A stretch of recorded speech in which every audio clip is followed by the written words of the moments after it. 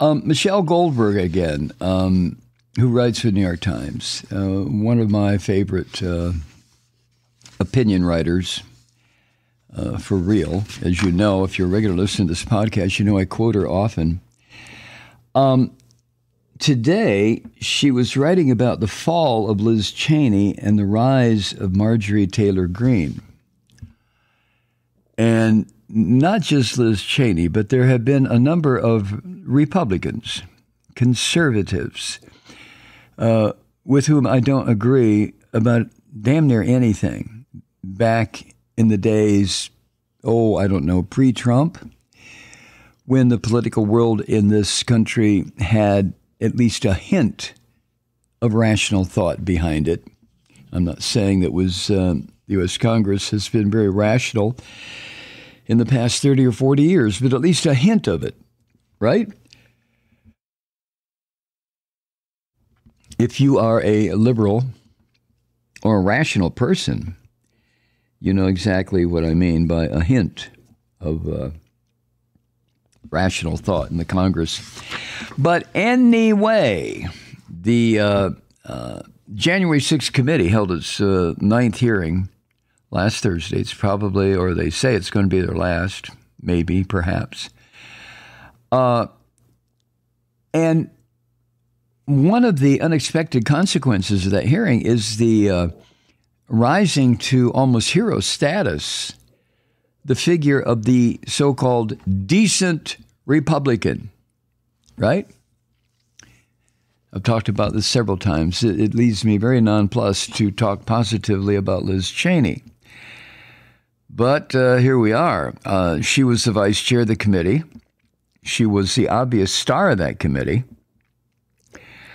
And she displayed, and Michelle points this out, moral authority by the fact that she'd sacrificed her position in Republican leadership. This is a woman that was third in the Republican leadership until she decided to be honest and uphold the Constitution.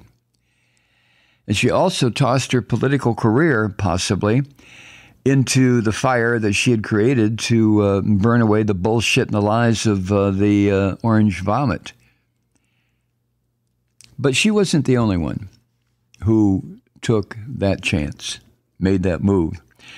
Remember Rusty Bowers? He was the Speaker of the Arizona House. He was in the, second or third? One of the early J6 hearings. He supported Trump, but he refused to help the orange vomit subvert Arizona's election results. And when he appeared at the hearing, if you remember, at one point he read something he had written in his journal, which was, quote, "I will not play with laws I swore allegiance to," end quote. Yeah. Okay. And then, of course, there was Cassidy Hutchinson, whose youth surprised the hell out of me that she had that much access to political power, and in this case, fully corrupted political power in this country at her young age. But there she was, a former top aide to Trump's chief of staff, and who defied the attempts to intimidate her and to threaten her and to scare her. She more or less, in a very ladylike way, no offense intended by the use of ladylike, but, more or less told the Trump people to go fuck themselves, that she was going to describe a president who was at the same time calculating and berserk, out of his goddamn mind. Benny Thompson, the chairman of that committee, when the committee closed its scheduled business last Thursday, said, quote, "When you look back at what has come throughout this committee's work, the most striking fact is that all this evidence comes almost entirely from Republicans," end quote. That was one of those things that would fall into the category of the definition of the stupids that I shared with you last segment. I mean, there was the information that anyone who considered themselves to be Republican, there it was, the information of the corruption and the destruction and the treason of Donald Trump and these filthy bastards who support him, who worship him, who idolize him. And yet we're still going to have Republicans who would never, oh God, never show up on the steps of the Capitol trying to overthrow the government, who are going to vote for these son of a bitches in 3 weeks, 2 weeks. It's incredible. And these are the people who refuse to see that the testimony that laid bare Trump's criminal behavior came from Republicans. I can't get my mind around that. That the refusal of these normal Republicans to refuse to see that. And as Michelle pointed out, the attempt to separate Trump from the Republican Party made sense. Political sense, anyway. Not to me, it didn't, but that's what the attempt was done. The committee was trying to reach beyond these, people like you and me, who are committed voters for democratic government, for democracy, small d, small d, small d. Some of us are Democrats, some are independents. But we were already appalled by the garbage this orange bastard was putting out there for 4 years. We didn't have to be convinced of anything. But the committee was trying to reach beyond us and connect with so-called normal Republicans by showing testimony from Republicans who were pointing out what happens to a political party when members act against that party's own interests? The stupids. But anyway, there was emphasis on the valor of certain Republicans, like Liz Cheney in this instance. And that meant that the story the committee was telling was compelling, yes. I mean, to me, it was the most fantastic congressional committee hearing I've ever seen. Now, I was too young during the Army McCarthy hearings when Joe McCarthy was exposed as a nutfuck that he really was, Ron Johnson's predecessor for sure. But the story that came out from the J6 committee was incomplete. Michelle says, going forward, the threat to the American experiment comes not just from Trump, but from the Republican base, the voters I call the Christian terrorists, which is making the figure of the decent Republican, like Liz Cheney, like Representative Kinzinger, a quaint curiosity. How many of those Republicans still exist in office holders? Huh? So, the problem for these so-called what Michelle Goldberg calls decent Republicans, the problem for them is that their party's internal operation makes a commitment to democracy impossible. As she points out, for decades, these prominent right-wing politicians and pastors and Christian terrorists and pundits, including very much Liz Cheney, cultivated in their base, the Republican voter, the belief that Democrats represented totalitarian evil. Oh my God, how things have been turned upside down. Well, they never should have been explained or presented that way to begin with. Democrats, totalitarian evil? Oh my God.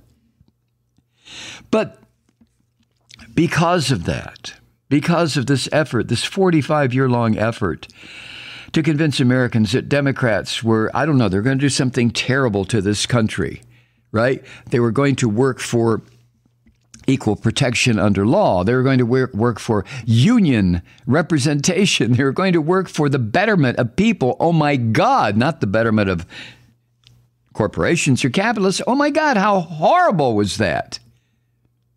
So that was the effort, the message put out there for 40 long years. And not surprisingly, the base of what used to be the Republican Party came to see Democratic victories as intolerable. Because every Democratic victory to these crazy stupids meant that the country was heading towards totalitarianism? Oh my God. So, the base of the dead Republican Party started to reject candidates who said they would respect the results of general elections. Because if you commit to respecting the results of an election, you are in fact committing to the fact that you may lose, that your side, your candidate, your political system may lose. And these Christian terrorists convinced what used to be called Republicans that that was intolerable, absolutely intolerable.